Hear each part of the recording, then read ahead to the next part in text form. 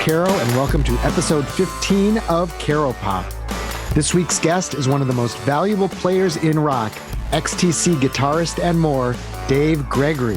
When Dave Gregory joined XTC in 1979, the band took the great leap forward with the album Drums and Wires and singles Life Begins at the Hop and Making Plans for Nigel. They never looked back and remain one of my favorite bands. Dave Gregory provided the musical glue in his 20 years with XTC. He consistently elevated the songs of dominant singer-guitarist Andy Partridge and tuneful singer-bassist Colin Moulding. Gregory came up with the perfect muscular guitar parts to play off Partridge's angular attack, such as on Respectable Street, while supplying hooks galore on songs such as Towers of London. As the band progressed, Gregory expanded his repertoire. His nylon string guitar provided great texture to Yacht Dance on English Settlement, and he played a wide assortment of keyboards elsewhere. He flexed his creative muscles while working on XTC's psychedelic side project, The Dukes of Stratosphear, as he laid down freak-out guitar breaks here and Nicky Hopkins-like piano parts there. Dave Gregory is the one who pushed for the band to work with producer Todd Rundgren on XTC's landmark pastoral 1986 album Skylarking. Not only did Gregory get to play Eric Clapton's vintage Gibson SG The Fool guitar for a memorable solo on That's Really Super Supergirl, but he also provided the string arrangement for 1000 Umbrellas. That's a song that otherwise was going to be left off the album. But by the release of XTC's last two albums, Apple Venus Volume 1 and Wasp Star, Apple Venus Volume 2, Gregory was out of the band. He'd grown tired of Andy Partridge's controlling ways and felt he wasn't contributing enough. Aside from a stitched-together Dukes of Stratosphear track from 2003, XTC hasn't released any new material in more than 20 years. What's more, all four members of the classic XTC lineup now live in their hometown of Swindon, England, yet none of them see each other. How can that be? I talked with Dave Gregory about this and a lot more.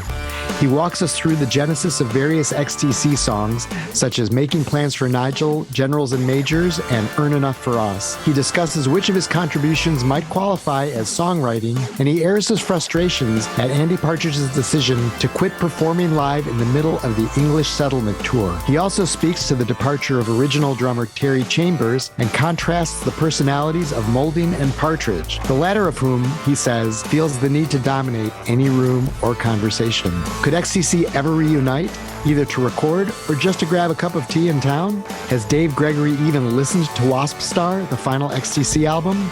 We discuss that as well. Please enjoy this Caropop conversation with one of my musical heroes, Dave Gregory. Thank you. So I actually met you once, 1989. I was working for the Boston Phoenix, and when you guys played at WFNX, we sort of stood outside the studio and listened to you do your acoustic Oranges and Lemons set, and I chatted with you guys a little bit out there at the meantime. I remember that. It was a scary, I think that was the first actual acoustic show that we did on that little tour, on the promotional tour that we went over to promote Oranges and Lemons. And we sat there and suddenly we were aware of all these people up against the glass looking in. Right. And it was a bit disconcerting. We'd rehearsed and everything. We knew what we were going to do, but suddenly your hands just stopped working for whatever reason. So we were very, very nervous. Even though we may not have looked nervous, we were a little bit trembly. Right. And you guys hadn't played live in what, like 7 years or something like that. So... Well, we played together before we flew over. We rehearsed. We knew what we were going to do. So we were quite happy that we knew the songs well enough to run through them on acoustic guitars. But of course, it was just this thing of being expected to perform. That's what we weren't used to. Yeah, I think I have a recording from when you guys did it in Chicago on WXRT as well. And of course, your parts are kind of holding everything together because you're doing all the little runs on Loving a Farm Boy's Wages and everything else. So yeah, it sounds fantastic. Okay, well, all right. I must admit, I don't have terribly happy memories of... we got better, I think, as the trip went on. We loosened up a little bit, but it was all very ad hoc. You just roll up at a radio station and expect them to record 3 guitars and a couple of voices and make it sound like a decent record, it's a big ask. And I don't think, I just remember thinking that, well, at least we've put the word out about the new album. People know we've got something out. Here's some campfire versions of some of the tunes. Hope you like it. Good night. Well, yeah, it seemed like at that point it was sort of the rejuvenation of XTC, where Skylarking had come out and gotten more attention than the previous albums, and Dear God had been pulled out as a B-side and became this hit and put on the album. And so this was sort of the big, sort of more produced follow-up. And I mean, I remember hearing Mayor of Simpleton on the radio all the time, and King for a Day. So it was sort of like the really break you guys into the American market. And since you weren't touring, that this seemed like this was the way they were going to do it. That's right. We had a manager at the time, a guy called Tarquin Gotch, who helped us a great deal in the short time he was with us. And he was desperate to get Andy Partridge to agree to go out on tour, because he knew that if he could put a band together to tour this record, it would sell by the truckload. People were waiting for the follow-up to Skylarking.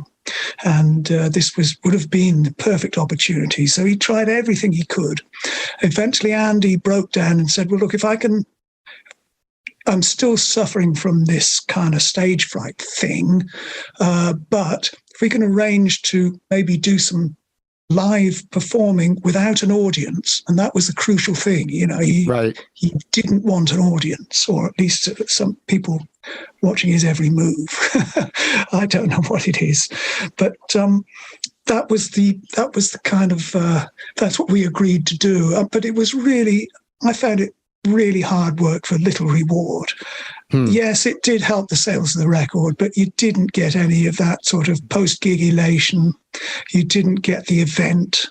You had to carry your own stuff. I'm carrying, tour luggage and a guitar up and down tiny flights of stairs, which sometimes we're doing three radio stations a day. Right. And it was just why are we putting ourselves through this? It could be so much easier if we just, hopped on a bus, went to the hotel, had a wash and brush up, went to sound check, sorted our instruments out, got everything going just like we used to do. Would have been so much easier, and we might even have got paid. So I was not really a willing party to that particular arrangement, although having said that, it was better than not doing it at all. You would have liked to just be touring in the old days. Oh, sure, because by that time we had reams of quality material that had never been performed live. And I knew that, yes, Andy would always argue, well, we can't play these songs live. There's far too many overdubs. We never get away with it. But, Todd Rundgren used to say to us, the fans just want to hear the songs. And he's absolutely right. As long as you've got at least 4 guys on the session standing on a stage in front of you and they're singing a song that you know and enjoy, right, that's near enough for most fans, and it can be a lot of fun. We could have adapted things, but Andy was just resolutely against taking this thing out on the road again and being made to perform. I think it was the fact that other people were prodding him all the time. Go out there, do this, do that. When really, what he did best was staying at home writing songs, and that's still true today. He didn't really enjoy the whole performing monkey aspect of touring. Right. It's interesting because you have a band like Steely Dan that also, aside from the Beatles, famous example, you have Steely Dan that really quit touring at some point. And then later, years later, they became known as this like live entity. It's almost so I don't know whether people have thrown money at XTC to say, hey, why don't you guys get back together and tour now? But I bet that there would be a market for you doing that as well, but I also can't see you guys doing it. I don't know if that market is still there, but it certainly in the past people did make overtures in that direction. And as I say, going back to Tarquin, who was our manager, he eventually decided to quit because he realized that he wasn't going to be able to twist Andy's arm. He knew that there was a potential, I wouldn't say a gold mine necessarily, but there was a bloody good living for everybody if we just got off our backsides and did some work. And he was happy to engineer that. In fact, he got us, it was thanks to him that we got the Letterman show. And we only got that because it was one of Colin Moulding's songs that was chosen as the single at that point. So Colin was more than happy to go over and play live on the Letterman show with his band, and as was I. So Andy you could either stay at home or you can come along and play rhythm guitar and sing backing vocals. So he had to come, but he wasn't center stage, you see. Yeah, I remember seeing you guys doing King for a Day with Paul Schaefer in the band. And I was like, oh, there's XTC playing live with the band in front of an audience. Was that a fraught thing, or did it turn out to be fun? No, it was fun. It wasn't fraught at all. It was, I have to say, from what I remember, we were second on the bill to a young boy who was a marbles champion, which gives you some kind of idea of our status at the time. But it was fun. And as Tarquin said, that appearance has shifted this album. They're actually buying it. So, it did have an effect. He noticed it, being in touch with the sales office at Geffen, he noticed it within weeks that suddenly this album was actually selling. Did you watch the Beatles Get Back documentary? No, I haven't seen it yet. The thing that I couldn't believe was that here's the Beatles. It's the Beatles. And basically, because Dennis O'Dell had booked the Magic Christian in that studio in Twickenham, and he had an extra month at the beginning of it. And that's why they're there, because he had a deal on it for the Magic Christian. And they were, Ringo and Peter Sellers were going to be filming there in February. So he had January. And it's like such a tail wagging the dog. And the Beatles are miserable. They just finished doing the White Album like 2 months earlier. I mean, it had just come out. And, it's this double album. And then all of a sudden they're like, oh, here, come up with a new album. Then we're going to film your process in miserable circumstances because we got this deal on this terrible studio. To make a terrible film. Yeah, I don't mean the Beatles film. I'm talking about the Magic Christian. What a crock that was, Jesus. But anyway, that aside, that's astonishing. I didn't realize how tight-fisted the whole thing was. It's just like it's the Beatles. They got millions somewhere. Somewhere there's millions to spend on, making those guys comfortable and put them in a creative mood. But no, we got to save some money here already. Did you ever experience that with XTC by any chance? That sort of... Yeah, but that was back in the early days. I remember rehearsing drums and wires when I first joined the band. This is early months of '79, and we rehearsed that album and the singles. Nigel and all the other songs on that album were rehearsed in the basement of the manager's nightclub. It was a concrete bunker, basically, right next door to a Chinese restaurant whose kitchen was also just at the other side of the wall. So you'd hear all these pots and pans bashing away on the other side of the wall, and we'd be set up around Terry Chambers' drums with a single bar electric fire, trying to keep warm.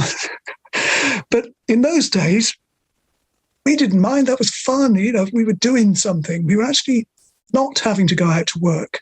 To work 9 to 5 for somebody else. We weren't, we were finally achieving, somebody was paying for us to stay home and write songs and make music and do what we loved doing best all day. And if that meant putting up with a bit of cold and frostbite, we'd do it. So what was the dynamic like when, Andy and Colin would come in with songs? I mean, was it sort of a formal presentation, like you'd be sitting in a circle and Andy would say, well, here's one of mine. And then Colin would say, here's one of mine, or how did that work? Yeah, that's pretty much how it was. At that time, I don't think anybody had any home recording facility. There was no Porter studio, nothing like that. They had cassette players and recorders, but the demos, such as they were, would mainly be one guy sitting around a microphone with an acoustic guitar singing a tune. What are we going to do with this? And then we'd knock it around for a few days. And the word came from the record company that they needed a single. Have you got anything? So I seem to remember there were 4 songs we recorded in a local studio. Wasn't in the basement. This was a local facility based in the town hall. And we recorded Life Begins with a Hop, Making Plans for Nigel, Chain of Command, I think was one of them. I can't remember the other offhand. I should have my notes here, but I haven't got them. It's a long time ago now. Could be Limelight. I don't know. Yeah, it might have been. They've all been released on various boxes. God knows what else. They've been remastered demos and stuff. They're all out there somewhere. And then they make a cassette of those and post them off to the record company, and then word would come back a few days later. Okay, well, we like such and such a song. Can we attempt this for the next single? And so that would be pretty much how it was. It was at the time, as I say, we had management at the time who were our conduit, as it were, to the A&R department at Virgin Records. So we had very little involvement with them on a personal basis.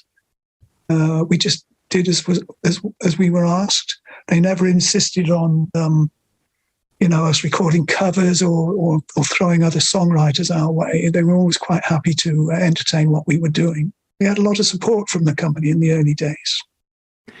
So when Andy Partridge and Colin Moulding would present songs, what kind of shape were they in? And was this were they similarly developed, or did one of them have them sort of more arranged than the other one? They kind of changed shape in rehearsal. And one song that changed shape more than anything else, I think, was Making Plans for Nigel, which became, our first sort of breakthrough hit, at least in the UK. Right.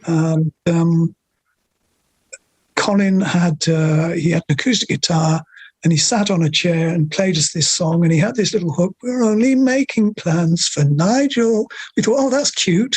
Yeah, that's a hook. Let's work on this a little bit then. But all he had was acoustic guitar and the chords. And so Terry was sitting there, and he's sort of playing a pattern along with the melody and the chords. He's getting into it. And then Andy suddenly says, "Terry, what you're doing on the hi-hat there, why don't you play that pattern on one of the floor toms and do the tom pattern on the hi-hat? Just switch it round." And that became a hook in itself. That's the intro to the song that draws everyone in. It's brilliant. Right. Then Colin eventually, I figured out the chord shapes and everything and worked out my little part. And Andy had this little chirruping, little chirruping guitar line, which is very much him. It's a least amount of effort. He'd just hold his hand on the neck like that, and he just sort of, it wouldn't move. Any tune would just happen around one position on the guitar, so he wouldn't have to move his arm too much. He's brilliant at that. And then Colin eventually picked up his bass, and he was sort of thumping these 8s on the bass guitar, and we had a groove going. It sounded really good. So I thought, yeah, I can. So that's how we did the demo. But the next stage from that point forward, I suppose that would only have taken a couple of days to have worked that out. Did you then come up with a do do do do do do do do do do do do do? No, that's Andy. That's he's playing lead guitar. All I'm doing on that is the sort of slashing rhythm guitar and tying the bass line. I'm sort of playing a single note bass line underneath Colin's quavers. Boom, boom, boom, boom. It's sort of boom, boom, bap, bap, boom, bap, bap, boom, bap, bap. That's my groove. Got it. But all the other little tunes, the lead guitar lines are all Andy, and he's also doing the yes, you had to leap in with that, just in case anyone forgot he was there. There are a few times I've sort of noticed that we're like, there's the Andy insertion. So at this point, so XTC has put out their first 2 albums with Barry Andrews on keyboards, and White Music and Go To, and then you joined for Drums and Wires, which in a way to me is the first real XTC album, because everything kind of comes together as far as I'm concerned on that. I mean, there's good stuff on the other ones. You've joined this established band. Obviously, you're this guitarist, although it turns out that you prove yourself a pretty formidable keyboard player as well. When you joined, was there sort of some sense of like, I have to figure out how to fit in, maybe, how to complement what's already going on? Or did you just sort of jump right in and know what you were doing and feel confident about it? When they asked me to come along initially for what passes as an audition or whatever it was, of course, all I had was those first two albums to listen to. So I was attempting to adapt some of Barry's keyboard lines onto guitar, which wasn't easy. Right. I was trying to just sort of interpret what Barry was doing as a guitarist might interpret it, just in order to get through the songs. And so we had this get together, and it all went very well. And we were friends, It was almost like a social gathering. There was nothing really formal or pressured about it. It was almost as though they'd made up their minds that I was the guy to help keep the thing going, because, there was a momentum building and they didn't want to lose that. And they didn't want to hire somebody who might disrupt or derail the project with their own agenda. Andy and I had been friends for a while. He knew the way I played, and he knew what I could do. He also knew that I was a big fan and had been for a number of years before they even got signed. So he was happy to have me in the band as a friend. And then we got together, had this thing, and it's like, okay, Greg, well, look, we got to do a BBC radio session next week. It's at the BBC. We'll do these, I can't remember what the 4 songs were. I think Spinning Top was one of them. They were four songs from Go To, I believe. And it was for a DJ called Andy Peebles. And so I had to go out to work. I was still working a day job. I went out to work and came back from my mail delivery van driving job. Hopped in my car and drove up to London for this evening session at the BBC at Maida Vale Studios. And that was kind of a recording test for me, I suppose. Anyway, I got through it. I got away with it, I should say. And they said, okay, well, we'll get you to meet the manager and you can have a chat with him about, money and so on. Because I literally that month bought my first house, or put a down payment on it, and had a mortgage to pay. So I wasn't sure whether I could afford to join this band. But as it turned out, I was able to sort of scrape by. I was making, I think what I was being paid when I joined was about half what I was taking home from my delivery round earnings. But it was a lot less hard work and a lot more enjoyable, so I didn't mind. And I was doing my dream job. They were giving me this opportunity. I didn't know how long I was going to last. I mean, what about the fans? They're expecting another keyboard player. Those 2 albums are, the keyboard is the major part of the sound. It's defined by that quirky little farfisa thing. My guitar didn't sound anything like that. Even my adaptation of those parts doesn't sound remotely like it. Right. I saw something with you where you described yourself at the time as an R&B guitarist. Is that how you saw yourself? Yeah, British R&B, not the sort of soulful American R&B. R&B in terms of, remember Dr. Feelgood and the Pirates. These were bands who were basically pub rock bands. The music was sort of very, very simple, down to earth for playing in small venues like pubs. And it was big in England in the mid-70s. It was pre-punk, guitar-based rock and roll. And it was mainly cover versions of old American, Chuck Berry and R&B and the Rolling Stones, that kind of vibe, the early Rolling Stones kind of stuff, but with more guitar, more to the fore. And so, yes, that was the gig I was doing right throughout 1978. Prior to that, I'd been in a prog rock band. Again, that was about just over a year I was with them. But of course, we didn't work because in 1976, no one was booking progressive rock bands. We were a 3-piece with a Hammond organ, guitar and drums. And it's great, some great music. I thought we made some great music, but could not get any work at all. Nothing. It was dead and buried, prog. So when I ran out of money, I had to come back to Swindon and get a proper job. Fortunately, my parents were happy to take me in, give me my old room back. And so I went out to work, and that's really what I was doing with this van driving job, delivering mail order parcels and playing with this R&B music in the evenings. Were you a musician who craved the spotlight, or did you just dig into the music and shy away from the kind of, standing out front aspect of it? I never wanted to be the lead singer. I just wanted to be important as a guitar player. And I was more than happy to stand in the background while other people were center stage and, sort of drawing attention to the music, shall we say. I was more than happy as a supporting player to good singers. And I've always felt that way because I can't sing to save my life. Might as well confess now. Otherwise, I'd have my own solo career. But I just loved the guitar. I loved the fact that all my favorite bands were bands with really capable guitar players in them. And I loved the fact that I was being given an opportunity, because Andy's a great guitarist. But of course, because he was so busy singing and performing, quite often there was stuff that he wasn't able to do or needed some help in some areas as a player, and he would be quite happy to hand that role to me. It would quite often only be 8 bars in a song, but that was all right. It was fine. I mean, I thought we made a great noise together. I think our styles very different as players, but I think as a guitar team, I think we worked really well.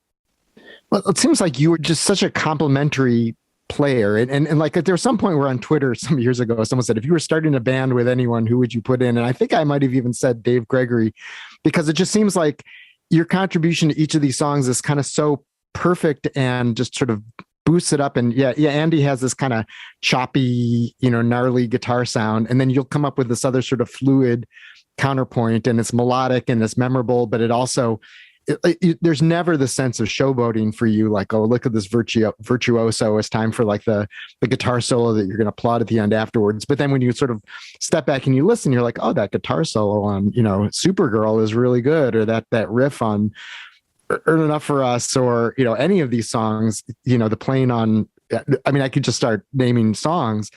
They have very memorable parts to them, and they're complementing what the song was when it was brought in, I'm assuming. Well, thank you. I think we were all aware of our limitations as players. None of us is a virtuoso or anywhere close to being that. Andy would always, in fact, both Andy and Colin, great, melodicists, fans of melody. They insisted on melody at all times. So if you take a solo, make sure think of a tune. Come up with something that's complementary to the song, that isn't just a bunch of cliches. And this kind of resonated with me. I thought, well, actually, that's a really smart idea, because it can become part of the song, and people will know when to expect that separate melody in the middle of the song, between the verse and the chorus or whatever it is.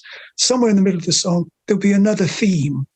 And that was kind of something that I always, from point of joining XTC, because wouldn't have occurred to me prior to that, had Andy not sort of pointed it out. Because he hated any kind of chopism or clicheism or any of those R&B. There's the hilarious, there's that little incident I mentioned in the documentary about earning that has become quite a popular theme on Facebook, I notice, when quite often people refer to me, no earning now, Dave. Just this old cliche that R&B guitar players quite often fall back on. You hear it all the time. So that was the thing, no earning. And that developed into, come up with a theme, come up with a tune. And it might only be 8 bars, but it'll have an effect. And he was right, it changed my thinking and made me think a lot more seriously about what I was doing rather than just showing off for the sake of it. So from Drums and Wires to Black Sea, did your contributions change, do you think, like in terms of the amount you were contributing or the kinds of stuff you were contributing? I think Black Sea, we worked harder as a team. I can think of, Burning with Optimism's Flames, for example. There's two very distinct guitar motifs running through that song. Right. Andy had already written a solo for it, this little jazz thing that he played with his finger style. It was really gorgeous. And the same with Paper and Iron. That was another one. I had a great riff. And I was getting more into experimenting with guitar tone, which Andy didn't really pay any attention to. I don't think he was a big fan of rich tone because it was too bluesy. It was too another kind of cliche, this kind of fluty, sustained, howling guitar. I think he's become more acquainted with it since. But at the time, things had to be rhythmic and tight, so the two parts had to bounce off each other and work as a team. And I think we probably had, having toured Drums and Wires and done a lot of stage work together, that was becoming apparent. I was learning how he was going to play, and I think vice versa. He knew what I was likely to be playing. So we both accommodated each other's styles within our own playing. What's the word? Yeah, we listened to each other and made allowances. And Colin's song Generals and Majors has about 5 different huge hooks in it, all of which sort of overlap at the end. How much of that was there when he brought in the song, and how much did you and everyone else sort of come up with as you were performing it or rehearsing it? Yeah, well, that's a good question, because Generals and Majors, again, Colin brought that in with acoustic guitar and he just strummed through the chords. And I'm thinking, this has got a nice bounce to it. I don't know. I'm thinking I really like what Steve Cropper did with the Barcays. Some of those records. There's like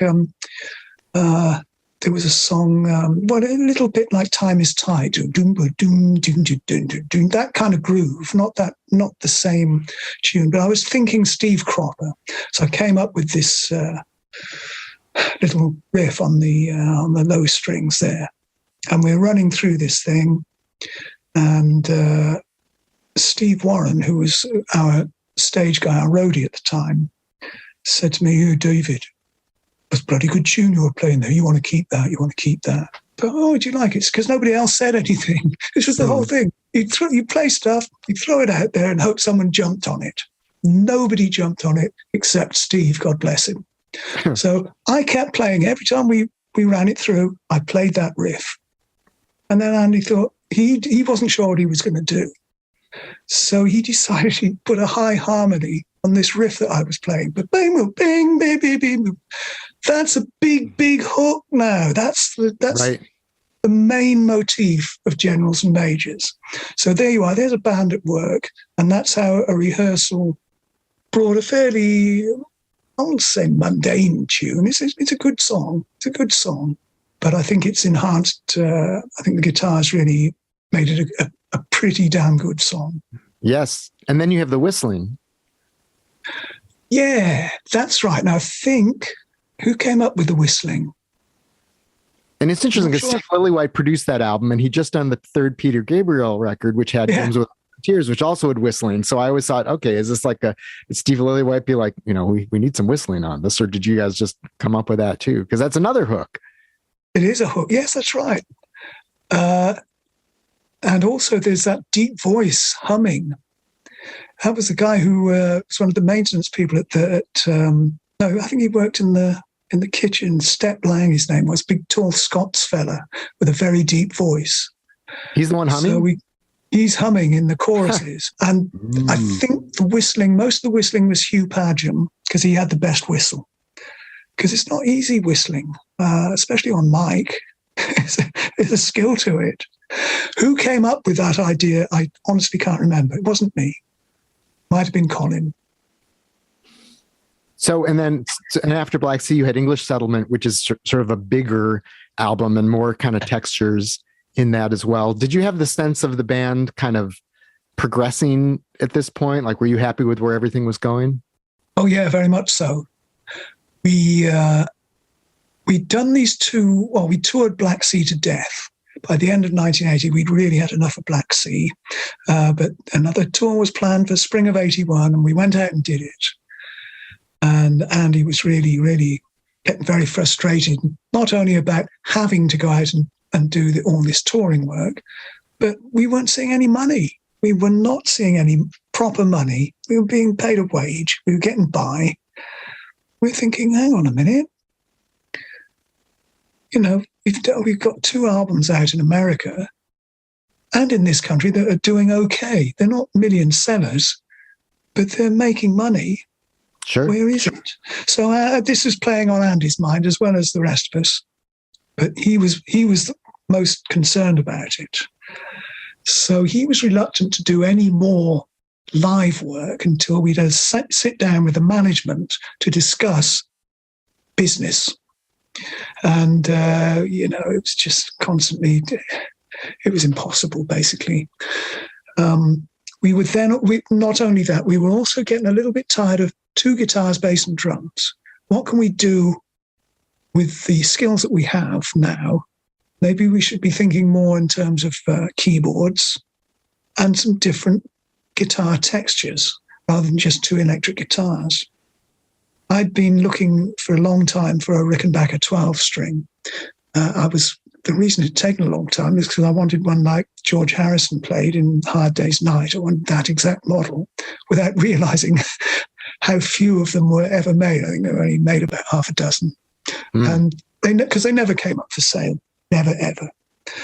Eventually, I kind of abandoned that plan, but I thought, well, there's plenty of new Rickenbackers, and I'm sure I can find a used one that I can afford. And sure enough, I found this gorgeous black 360-12 in the summer of 1981 that I think I paid £300 for. And straight away, I mean, it was a pig to play, but I just loved the sound of it. I'd work and work and work at it just for the joy of hearing the sound that it made. At the same time, Andy had given away a guitar, an acoustic guitar, as part of a prize. So he didn't have an acoustic guitar. He bought a new acoustic, I think it was a Yamaha acoustic guitar. And he'd, again, fallen in love with this thing and decided, he'd start writing new songs for the new album on this new guitar. So we were both in kind of new toy syndrome. And Colin, too, also, because we've been working with the Police and Sting had been playing fretless bass, Colin thought, yeah, I can probably use fretless bass too. And he bought himself an Ibanez fretless bass. So here we are. We've got Rickenbacker 12-string, electroacoustic, and fretless bass, sounding almost like an upright bass. The one thing that ties us to the original XTC sound, of course, Terry Chambers drums. So as long as we had Terry, still XTC, and we'll just, see how these things fit on top of Terry's Black Sea drums. And it worked. We were lucky, very, very lucky to get Hugh to help us co-produce and engineer the album. The record company gave us 6 weeks at the Manor, and it was just glorious. Actually, I did a podcast with Hugh for one of the XTC fan sites, and we went over this track by track and just agreed that it was a really magical time and everything was going our way. And, Hugh, God bless him, at the time, when we loaded into the Manor studio to make that record, the day we loaded in, he had an album at number 1 with Ghost in the Machine by the Police, and another one at number 3, Abacab by Genesis. So he had 2 records in the top 5 in the UK. And yet here he was, back at the Manor with four twerps from Swindon. So thank you, Hugh. We owe you for that. And it worked, He made a great record. We were all really happy with it. All the flights of fancy that we had about experimenting with new guitars, different sounding instruments. We had a Prophet synthesizer as well. We were using some of that, and also the grand piano in the Manor studio, which I fell in love with. We made some use of that too. So we were expanding, and already I could tell Andy was thinking, well, we won't be able to reproduce this on stage. We're going to have to either get some extra musicians on board or just come off the road and make records from now on. I didn't realise that was in the back of his mind, but turns out that's what happened. I mean, you did tour that album though, right? We got halfway around a tour of Europe, and I have to say, we'd never really cracked Europe as a touring band. We haven't sold that many records over there, but I can honestly say all the gigs we played, I think we must have played about 7 or 8 shows, were just, well, it was just brilliant. The audiences just embraced us. Never happened before. So we thought, yeah, this is it. This is the album that's going to tip us over the edge and hopefully, provide some kind of living for us at some point. They were brand new songs, and they all worked. We could play them on stage. Just the 4 of you. Just the 4 of us. And we had a hit song in England with Senses Working Overtime, which was great. We were on top of the pops, doing all that, giving it loads. So we just felt kind of invincible, I think. We just felt very, very optimistic about 1982 and what it might have to offer us. And, well, yeah, the rest is history. Andy couldn't cope with it for whatever reason. And so we did travel to the States. I think we played 1 show in San Diego. Again, the audience, it was almost like Beatlemania. We didn't play well. I can remember we hadn't rehearsed and we were still very wobbly. It wasn't a great show but not by our standards. Yet the audience totally loved it. And then the next day, Andy says, look, I can't do any more of this. I've got to go home. I'm cracking up. I can't cope with this performing business anymore. I need a long rest, and then we can decide what we're going to do. And I was rather hoping that after his long rest, he'd get the munchies for, the audience adulation, the cheering and all the rest that goes with it. But he never did. And so from that point forward, we just had to adopt plan B and just make records, which was fine, better than doing nothing. I was more than happy to do that. I would have loved to have gone out and played, but it wasn't worth risking somebody's health. Certainly not a creative person, a sensitive and creative person like Andy. Right. It's not, you can't really force them to do that kind of work if they're not happy.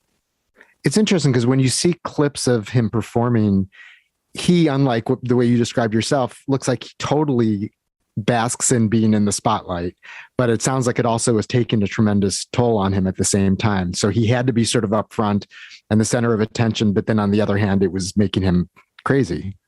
Yeah. It's a really odd dichotomy. I can't explain it. If Andy's in a room, regardless of who else is there, he'll make sure he's the center of attention. He always sort of, I don't know, it's just a weird ego thing, I suppose. He just has to be the center of attention. And he can be really entertaining. But bear in mind, I've not seen him face to face for about 13, 14 years.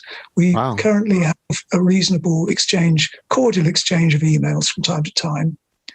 So we're kind of friends, but not bosom buddies anymore, and we don't meet or socialize. Are you in Swindon, by the way? Yeah, we're still all here. And so all 3 of you are living in Swindon, but none of you see each other.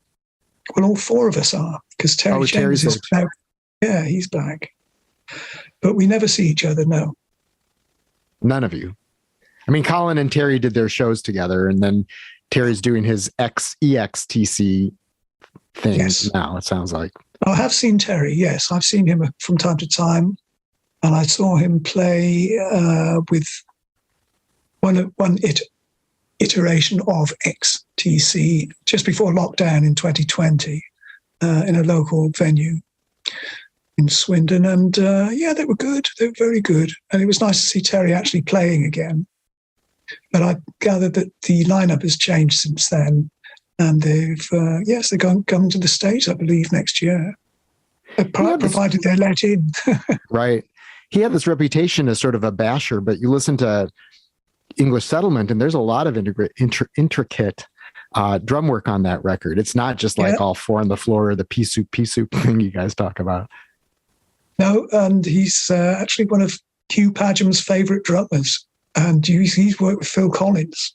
So when Hugh tells you Terry's a great drummer, you pay attention, and he really is. I mean, for XTC, I can't imagine anyone else playing as well as he did on stage.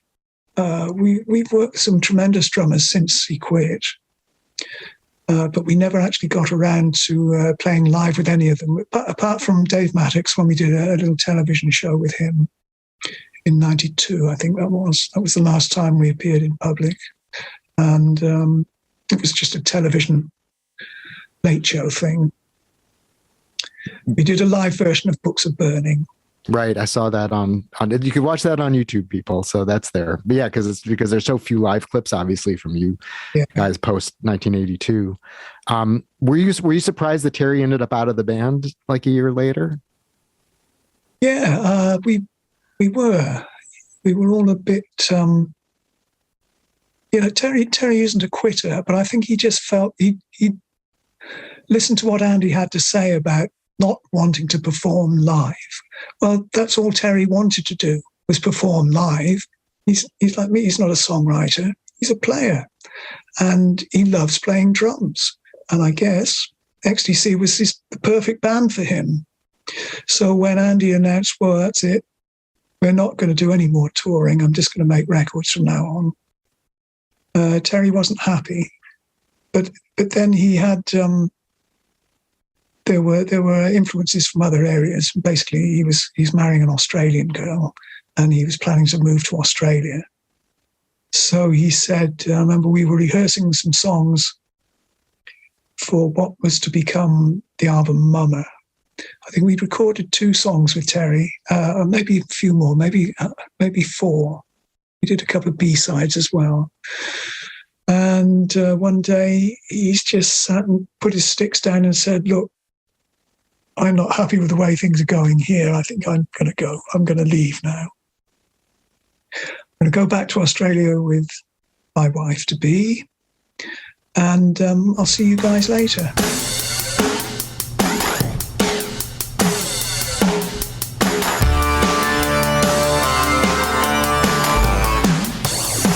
So, yeah, XTC quits touring. Terry Chambers is out of the band, and that's kind of the end of this act. And then from then on, you have these, different drummers who you're bringing in on Mummer and Big Express. I always felt like at the time, because I'd gotten into you and I was in college, and I remember going into the Student Union record store, and there was this brightly colored Dukes of Stratosphear thing that I've never heard of, and there's a little sticker on it that said it's XTC, and I said, oh, and I picked that up.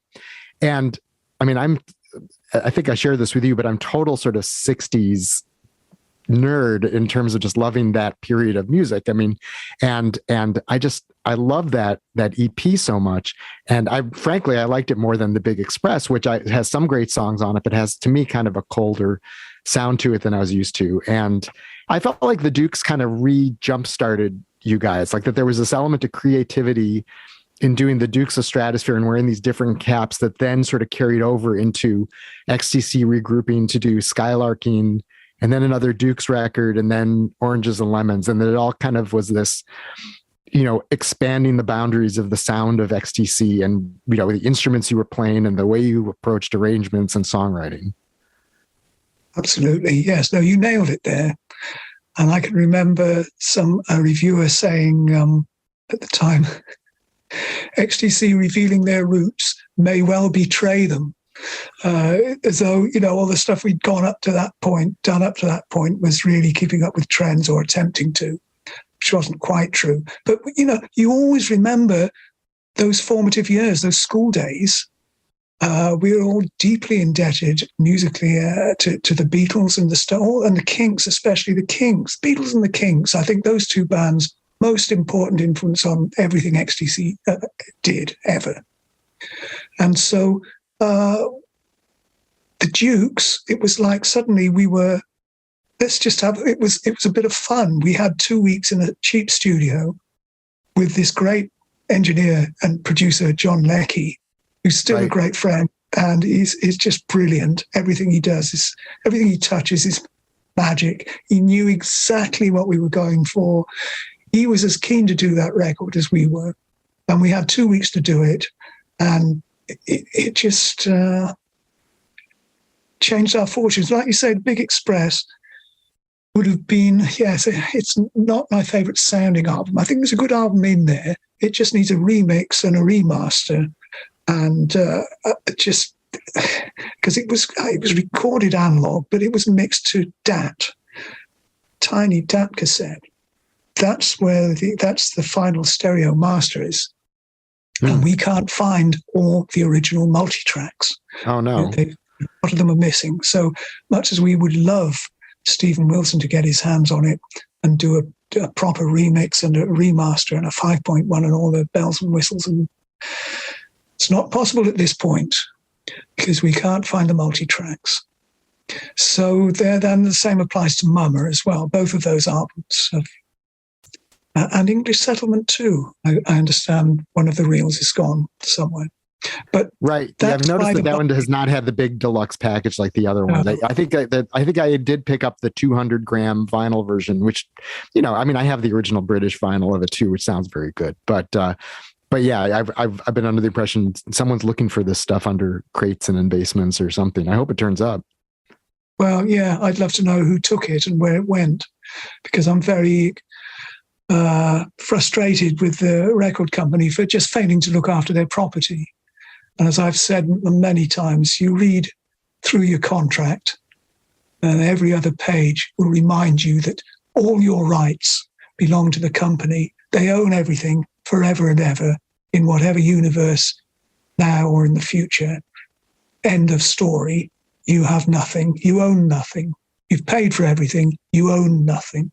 And yet they can't even tell you where these masters are and what's happened to the property.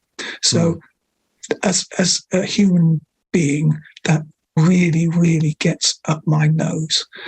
But apart from that, we still got the original master. The records are still there. I still prefer the first prints of everything we ever did, apart from maybe the reissues of Non-Such and Oranges and Lemons, which I think Stephen Wilson really, really did a magnificent job on.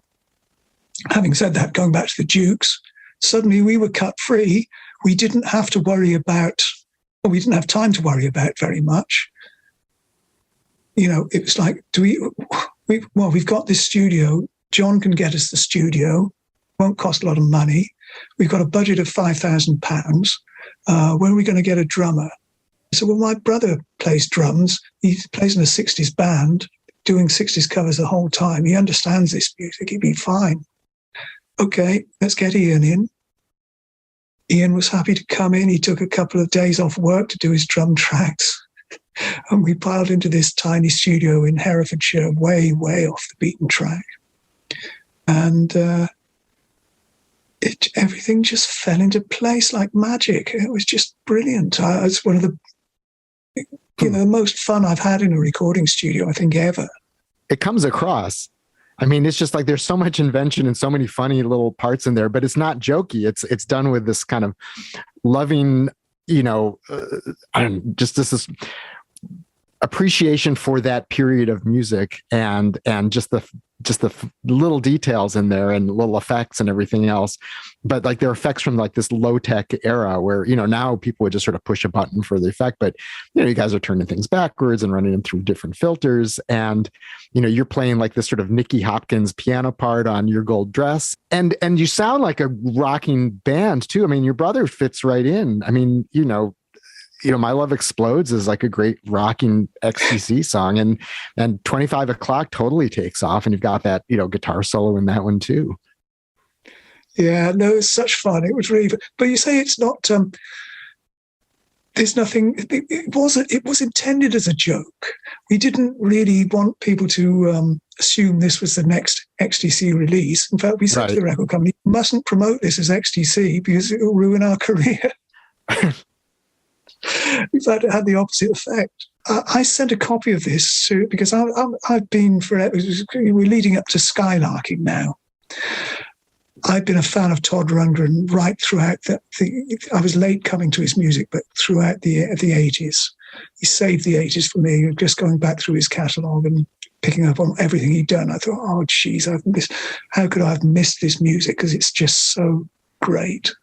And I thought he put out this album with a Utopia called Deface the Music. You probably know they do these parodies of Beatles songs quite brilliantly, I have to say. So I thought, well, if this is in a similar ballpark to what we've just done, I'm going to send a copy to his management, see if he likes it, just as a fan, which I did. And of course, I heard nothing back. And then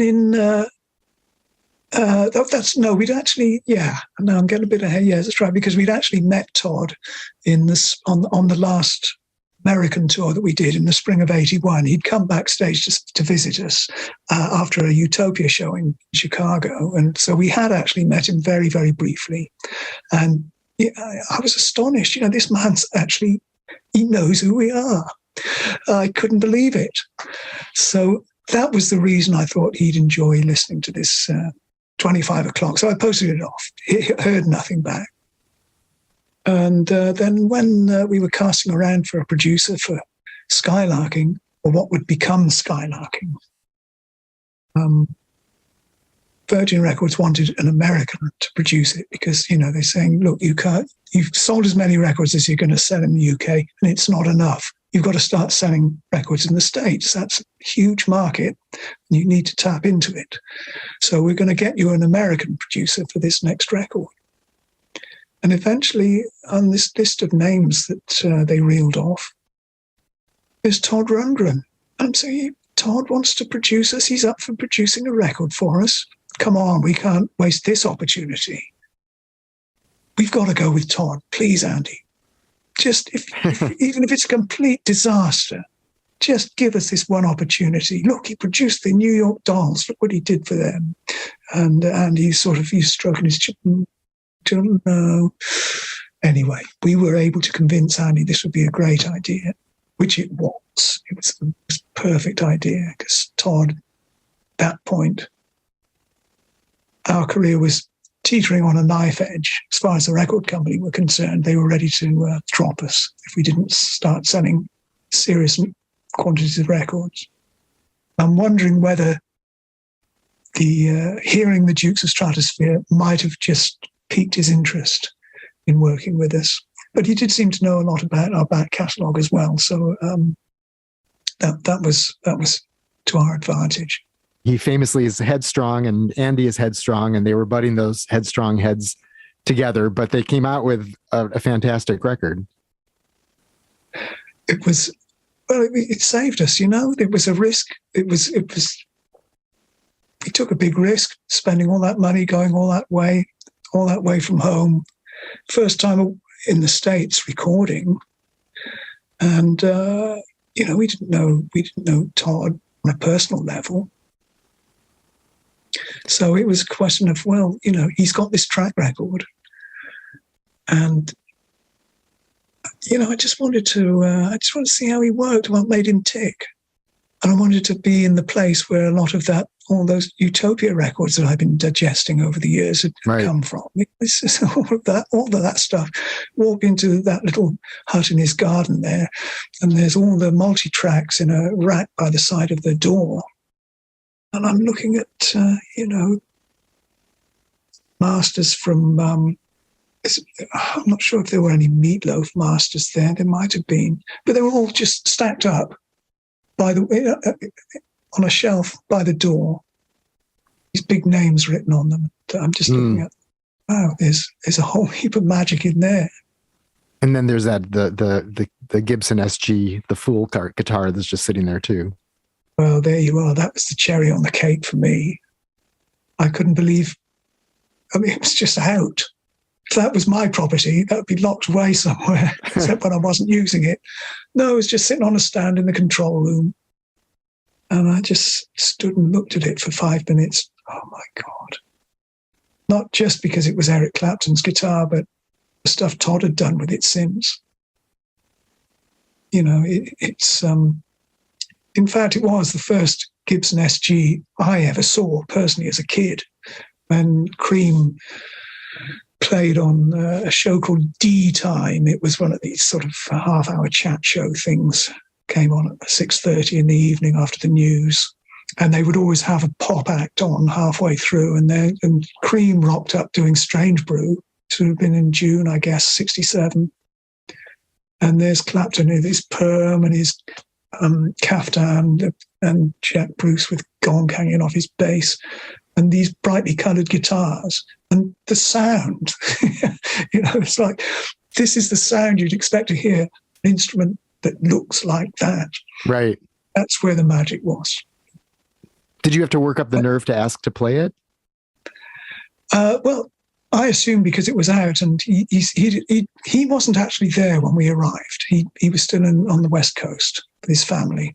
He said, just make yourself at home, you know, muck about in the studio, get used to the place, blah, blah, blah. He was quite accommodating in that regard. And I just assumed because the guitar was there, it was there to be used and played and messed about with. So I was more than happy to just sit there with it in my lap and strumming it and what have you. I never plugged it in, I don't think, when Todd wasn't around. But eventually I said to Andy at some point, you know, there has to be a place on the album for a guitar solo where I can hopefully ask Todd if I can use this guitar, because it's just too good an opportunity to miss. And sure enough, he was quite happy for me to use it. He was less happy about, because it had bronze acoustic guitar strings on it. And I went, what's this all about? Why's he got these? I can't play these. I get a wound third. So I said, do you mind if I change the strings, Todd?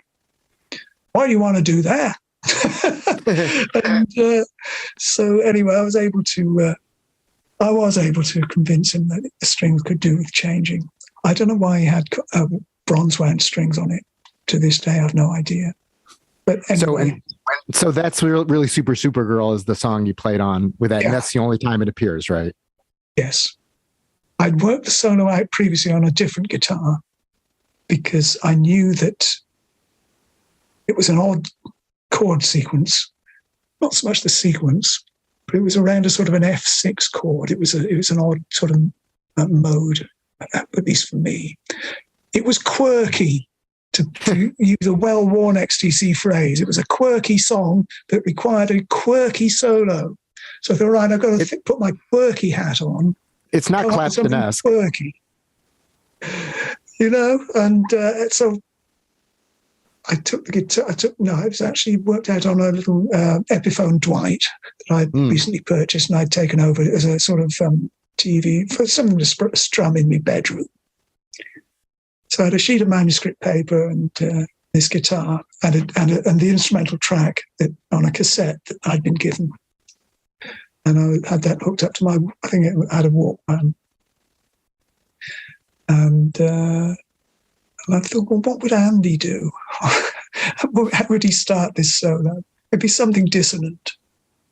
So that's where I started with it. That's kind of Andy-ish. And it sort of developed from there. And I just sort of worked away until I had something written that worked with the changes. And then when we came to record it, Todd put the guitar through some effect. It was plugged directly into a Tom Scholz Rockman, if you remember those. Right. And from there, it went into whatever that wobbly thing is that's on all the Utopia guitar solos, whatever that was. I don't know what it is, but it's Todd's. I was happy for him to do it. I thought, yeah, it's great. That's perfect. And people still comment on that. That little solo only lasts about 40 seconds, but it still comes up in conversation as being a highlight of the album, which is, well, fantastic. Well, it's because it's perfect, and yet it's totally unexpected. Like there's no way you could sort of think, oh yeah, that's where this is going to go.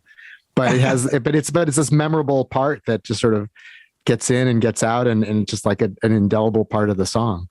Mm-hmm. Well, it goes back to what I was saying earlier about having to, as Andy would say, write a melody that works with the song, let that become part of the song. So it's a separate theme that's as much a part of the song as the verse and the chorus. I worked on a book about songwriting with another musician, Steve Dawson, and one of the things that we were discussing in it was that line between songwriting and arranging, and being in a band and contributing a part versus actually being part of the songwriting. Where do you think that line is? And are there times where you were contributing parts where you thought, you know what, I co-wrote this song at this point? There's a couple of songs I could probably make a claim if I was that way inclined. The arrangement that we had was that the songwriter would take 50% of the publishing income, and the remaining 50% would be divided 3 ways between the other members of the band. So in other words, if Andy had the main songwriting credit, he would provide half of his royalty to the rest of the band. That's how it worked originally when I joined. So it just made sure that everyone had something for contributing to the recording. I think that division of payment changed over the years slightly, or in the songwriter's favor. But I've always had this issue about, there's this thing about, there's an old saying, isn't there? Change a word, claim a third, which is kind of where it gets tricky, because I know, I look at the songwriting credits on some of these modern recordings, and it's like 8 writers. How can they all have an equal share of whatever this song is? I'm thinking more of the, dance music and stuff like that. Right. Modern pop, for sure. Modern pop, yes. And you look at the credits, half the paperwork in the CD jacket is taken up with lists of credits of people who've done God knows what. If I was a songwriter and someone had just contributed a solo or changed a word or two, I would feel miffed about having to hand over half of my royalty to them. And I think this is what the issue is for so many bands. And it probably breaks up a lot of bands as well, because, you have featured players. I'm thinking, I don't really mean to single any artist out, but let's say David Lee Roth, when he hired Steve Vai, he put Steve Vai on a wage. I don't think it was very much. It was like a weekly retainer. And then you listen to Skyscraping or Eat 'em and Smile, and that's as much Steve Vai's record as it is his. But I don't see, he doesn't get any publishing credit. I'm probably treading on thin ice talking about this now. It's just the way I see things. You know what's selling. You should be able to tell what it is about a record that's the chief selling point. And I don't know whether something as simple as a guitar solo, or even just a harmony vocal, or whatever it is.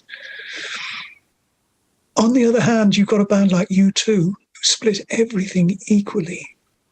Management and band all get the same share, always have done, and they're still together, and they're as wealthy as, they're the wealthiest band ever. Right. Yeah, it seems like that's sort of been a theme with a lot of bands. REM is another one where they just split everything. They were fine, whereas the Go-Go's split up after 3 albums, in part because the singer was getting less money than everyone else, and she was the center of attention. And, there was this feeling of, this is all lopsided. But when you start thinking so much about the contributions. Talking Heads was like that too, to some extent. There were these feuds about who contributed what, and when and I would think that would be very inhibiting to your creative process if you're sort of keeping tabs of everything. But on the other hand, if you've written like the key riff of a song and then you get unrecognized, I could see that would be frustrating too. Yeah.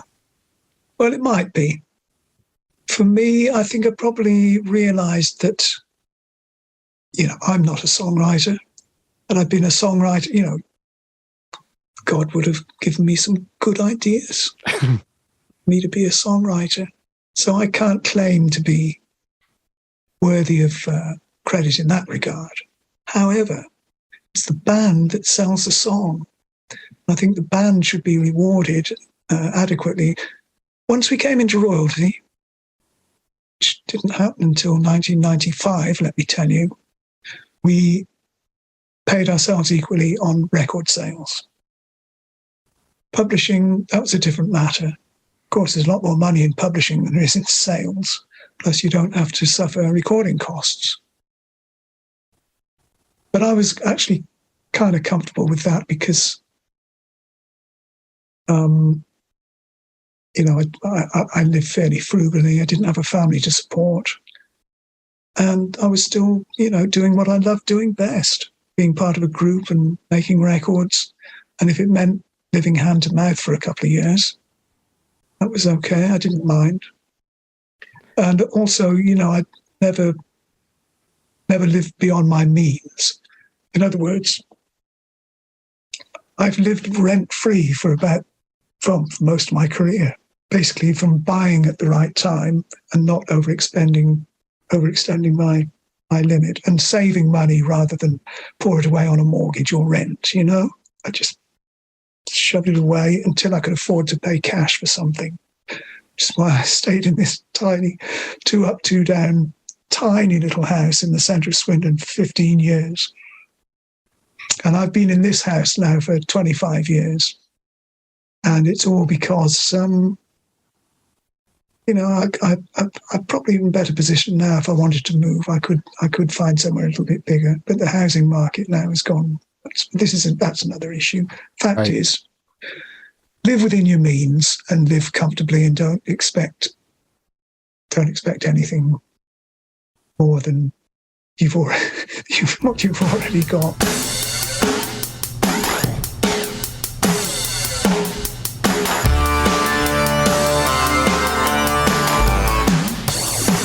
So a song like Earn Enough for Us, for instance, since we were talking about Skylarking, you have this great riff at the beginning of that song. Is that something Andy came with or something you came up with? Oh, that's something we sat around. I had half the riff. I was playing on 12-string guitar, leaving that sort of open G string ringing. I was doing something like a sort of like a droney thing, but it wasn't quite nailed. So I remember we were sitting around in the control room, Andy, Todd, myself, I think Colin was there as well, he probably would have been, and we're saying, come on, Greggs, we've got to nail this. We've got to nail this intro, because that's a hook. And between us, somehow, it locked together. It was almost done, but not quite. But what I love about Earn Enough for Us is the groove. Prairie Prince, what a great drummer. And then Colin came up with this bass line that was just perfect for the song. And the guitars just bounced around this groove. And it had just the right amount of twang and sturm and drang, as they used to call it.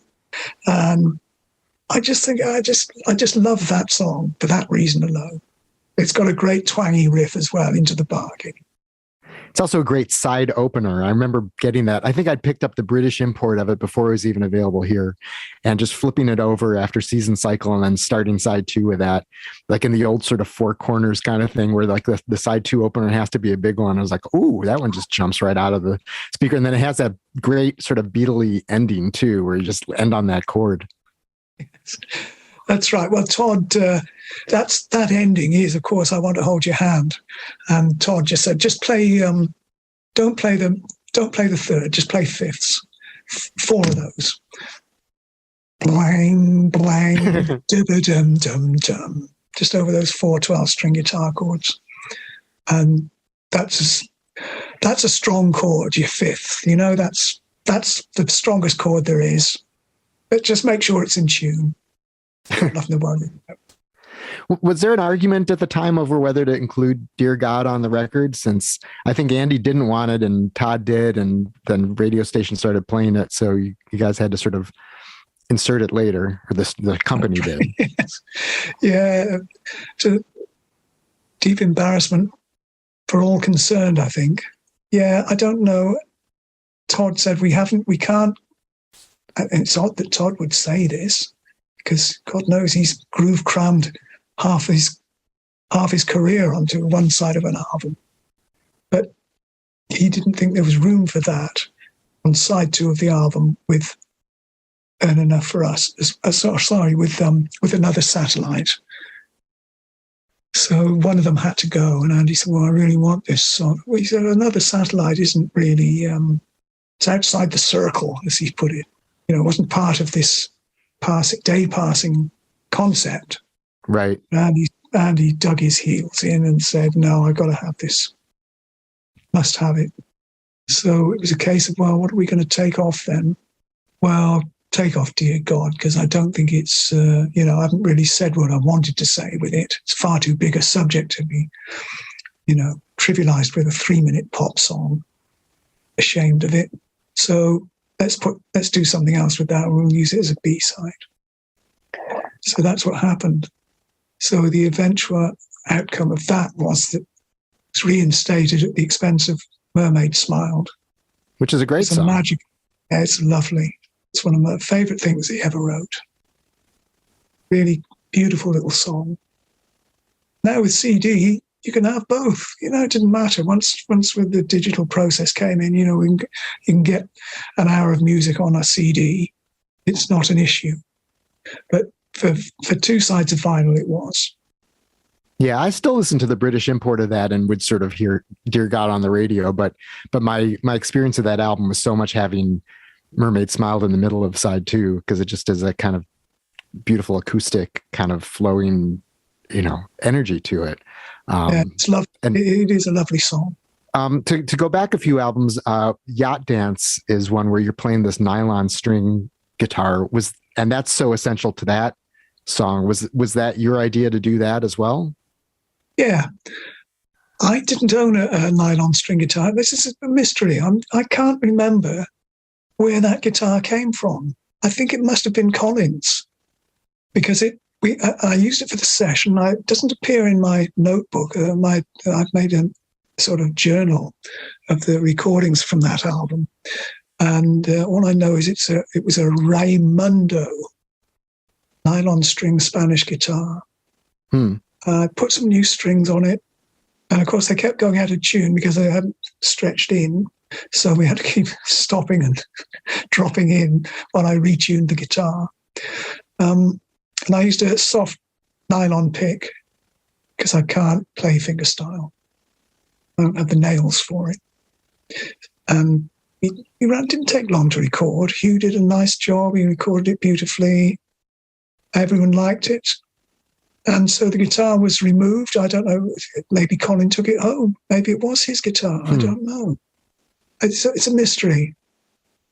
But I did enjoy, that's probably one of the songs I might bring up if I was in an argumentative mood as being a potential co-write, because I did write all those lead lines. Yeah, there's a lot of stuff going on guitar-wise on that thing. Yeah. The steel string acoustic is Andy, including the little solo. I think all I did on it was the nylon string. Don't think I played anything else. As the process went on, so you have Skylarking, then Oranges and Lemons, then None Such. Is the process of Colin and Andy bringing in songs similar? Like, I know that there are all these demos from that era, like Skylarking, a lot of them have been released. So those are being presented as demos as opposed to sitting around in a circle. Was there more of a sense of, this is how I want it to be arranged? And then, I mean, obviously Skylarking, you also had a producer who, Todd Rundgren, who is getting very involved in the arrangements. But how did the sort of creative dynamic of the band change by then? it was the quality of the home recording equipment. It started with Tascam Porter Studios, which were little 4-track cassette machines. Lots of demos were done that way from around 1980 onwards. And then came the Alesis ADAT, 8-track digital recorder. And Andy had a shed built in his garden that is still there, that is basically his recording studio. And this was equipped with an ADAT recorder. So from that point forward, the demos became very much worked up. Most of the point of, well, this is how the song's going to go and this is what you're going to be playing. He didn't insist on too many guitar solos, I don't seem to remember. But the songs were a lot more fleshed out. And as you know, the Fuzzy Warble series, most of those demos have now been released. So you can hear how the songs developed. Right. So yes, it did evolve. They became much more from Andy than Colin. Colin didn't really care for making demos, as I recall. I think he found it a bit of a nuisance. He'd rather bring it into the rehearsal room and hear what the band could do with his song, which is great because, we all had something to contribute. And it didn't have to necessarily always be Andy's way. So, yeah, there was pros and cons, really. There's obviously the less finished the demo is, the more opportunity for expression there is for the rest of the members of the band. And perhaps the fact that we weren't a full-blown band at that time, with Terry gone, not having a regular drummer, meant that Andy could program his own drums. And then we just sort of fall in with this, whatever it was he decided the groove was going to be. Then, I remember going to, when we went to Los Angeles to do Oranges and Lemons, we spent a good fortnight in rehearsal with Paul Fox and Pat Mastelotto, going over arrangements. And there was a lot of stuff, it wasn't as per the demo. It was a lot of work, a lot of input from everybody on most of the songs. So even though the demos became more fully fledged, there was still work to do. Right.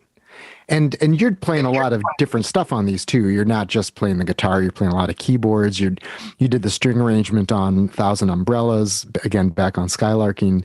So it seems like you're also finding more opportunities to be creative in fleshing out these songs. Yeah. Oh, yes.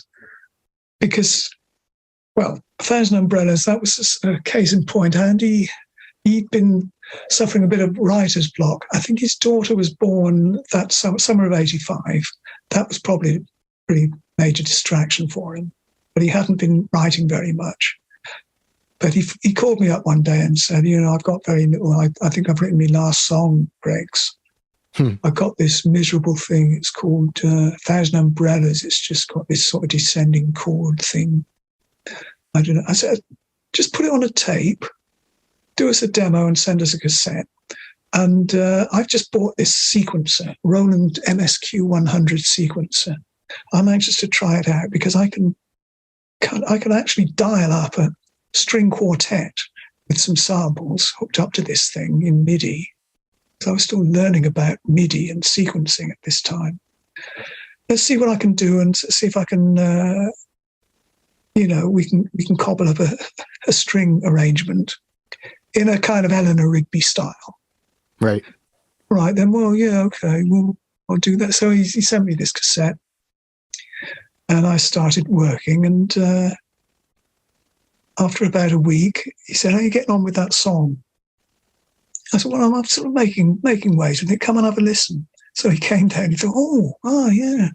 Tell you what, when you get here, can you just twiddle it up a bit? And, it was all kind of layman's instructions about where things should be more florid and where things should, just little guides like that. So he did help me in coming up with the finished piece. But because of the dissonant nature of his chords, it wasn't a straightforward arrangement in terms of, I had to listen very carefully. Because I know the guitar and I knew I could tell what he was doing, I was able to figure out what notes were being incorporated in these descending chords and make appropriate moves on the keyboard to accommodate that. and it took quite a lot of thinking about. But what I particularly love about that is this whole tone cascade thing in the middle of it. And then it resolves into this. I was pretty pleased with how it turned out. So in the interim, he'd sent a bunch of demos to Todd Rundgren. Todd had come on board and said, "Yeah, I'm happy to work with you guys. I've heard your demos. I think this is the album we should be making." And he sent back this track listing of songs built from Andy's demos in the order they were going to be recorded, how they would appear on the record. He had it all sussed out in his head. But 1,000 Umbrellas wasn't there, so I'm a bit disappointed with. But I thought, well, we'll do it next time. So we're halfway through, Todd's place in Woodstock, running through songs and running orders and so on and discussing this and that. And I said, "Todd, have you heard 1,000 Umbrellas?" "Oh, yeah, I did hear that, yeah. But what did you think of the string arrangement?" "Strings?" Yeah, it's got a string quartet on it." Oh no, my version doesn't have strings. I just got acoustic guitar and a voice. I didn't think it was that strong. So I whipped out my cassette with my demo on it. "What do you think to this?" "Oh, you want to do that? Okay, yeah, we can do that. Okay, well, do you have the charts?" "No, but I can write them out. You just leave me with a piano and some manuscript paper, I can chart them out." "Oh yeah, no, that'll be cool. Let's do that here instead of something." I can't remember. He substituted something in the running order to accommodate it, which I was very grateful to him for, I have to say. And so that's what happened. I sat at the piano with pencil between my teeth, headphones, listening to each. There were four tracks: first violin, second violin, viola, cello. And it was a question for me having to sort of sync everything up on a piece of manuscript paper and then write out individual charts. Some time ago, I discovered those original charts, and they're terrible. Really, really student writing. And the fact that the musicians that ended up playing on the record were able to make head or tail of what I'd written. Actually, it wasn't that bad. But for example, I'd written the viola in the treble clef with ledger lines and things, which was really, really terribly unfair on the play. I didn't realise that the viola worked in the alto clef. I had no idea such a thing existed. But it sounds great, and it makes perfect sense where it is on that album, coming right after The Valley for a Rainy Day. So the segue there is really nice, and it totally stands out on the record. Sure. No, I was really, really happy with it, I have to say. McCartney couldn't write charts either, and he did okay. That's exactly. I haven't spent any money on Sibelius or anything like that. I still handwrite everything. Have you done many other string arrangements since then? Oh, yeah, quite a lot. Most recently, I did one for Big Big Train, the band I was with until recently. Right. And we had... there was a song called East Coast Racer, which is one of the highlights of their catalogue. And I wrote most of that string arrangement for that song. And we'd used a quartet and tracked them up. And it worked fine. Of course, the poor girls, after a day of doing maybe 3 or 4 passes of that long song, which is nearly 20 minutes long, their fingers were like strawberry mousse. So I felt really bad for them, I have to say, because I don't suppose we rewarded them fully for the work that they did. Sounded fine, sounded great, and I was pleased with it. But then an opportunity came a few years ago to do a full orchestral version, it's a 16-piece orchestra in Abbey Road No. 2. We had 3 or 4 songs, and Greg Sporton, who'd written this song, said, "Look, your arrangement, we need to hear this with a proper orchestra in a proper studio.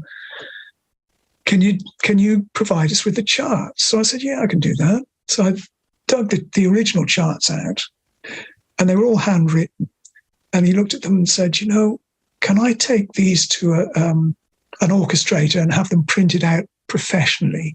Because we've got a lot of work to do. I don't want anyone to use handwritten charts as an excuse for not playing professionally. Right. These are great musicians. They're used to reading properly scored manuscripts.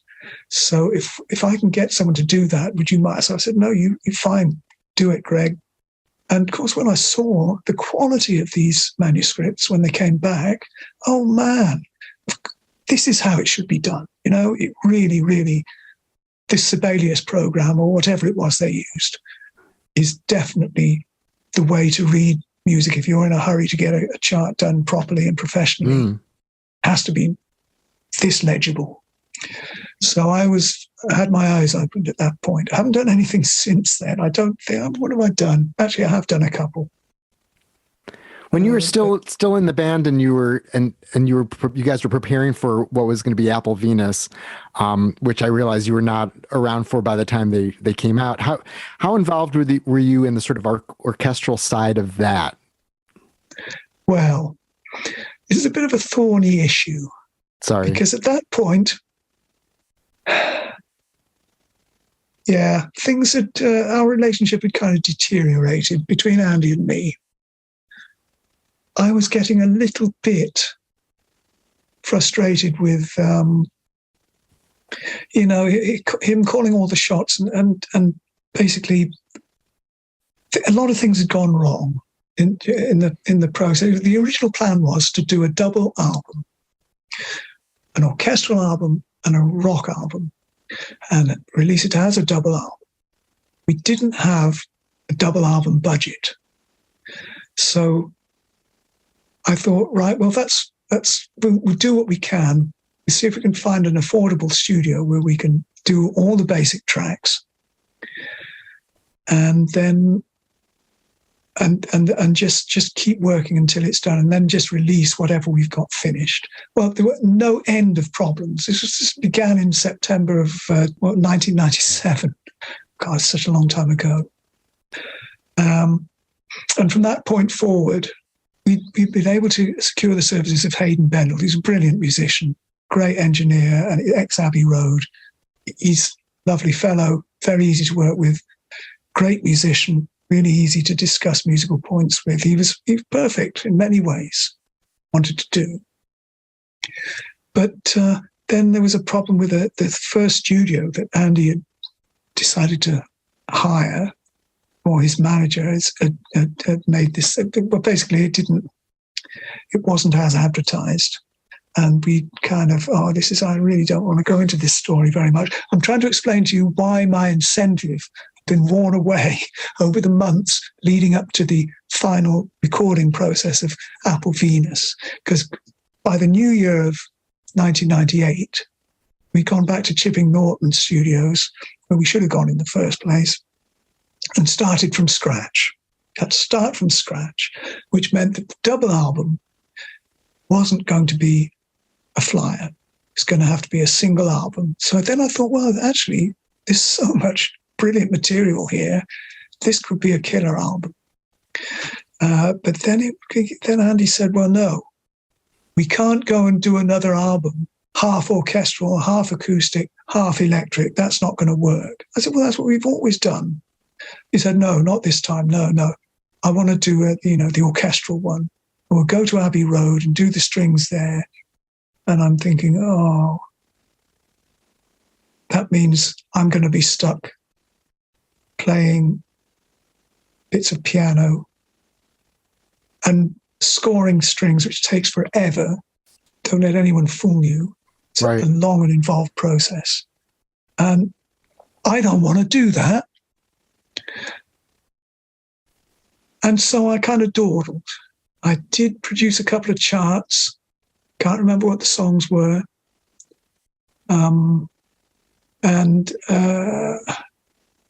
But he wasn't really crazy about what I'd done. And I thought, yeah, well, they could be improved, but do I want to do that? I really wasn't in a mood. to make the changes that he was insisting on. And particularly was that we were making an album that it wasn't the album that I'd waited 7 years to make. And so that kind of created some friction. He was being difficult, the way I saw it anyway. I thought he was being really difficult in other areas, blaming us for all the pitfalls and stumbling blocks along the way, which was completely unfair. I remember we had a big row at Shipping Norton one morning, at which point 2 people walked off the project. They did return, but very disgruntled. It wasn't a happy album. The whole thing was not happy. So eventually we had one last, well, I needn't go into the reasons why, but we had a big fight, a failure to agree. And I said, that's it, I'm out of here. There's nothing here for me. You do whatever you want to do. I'm out of here. So I stomped off, never to return. And so he was able to, through Hayden Bendel, as I say, lovely man, a lot of friends in the business, he was able to secure the services of Mike Batt, who arranged the strings absolutely beautifully. And I'll be perfectly honest, even my best work wouldn't match what he did with I Can't Own Her, because that's the most gorgeous string arrangement I've heard in many a long year. So hats off to Mike Batt.